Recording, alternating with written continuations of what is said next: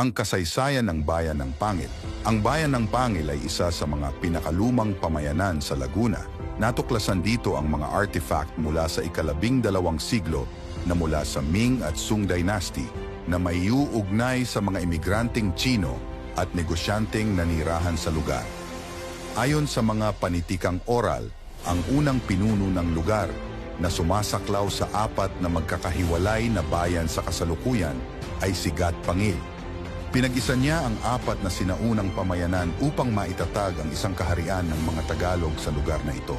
Sa panahon ng mga Espanyol, naging batayan ng Pangil ng mga misyonerong Espanyol para sa Christian Evangelization Drive noong year 1578 sa mga probinsya ng La Laguna, probinsya ng Morong na alam natin sa ngayon ay Rizal at ang probinsya ng Tayabas na sa ngayon ay Quezon.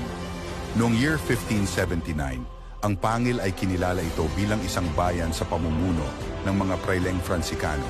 Maraming salamat po sa panunood. Follow me for more.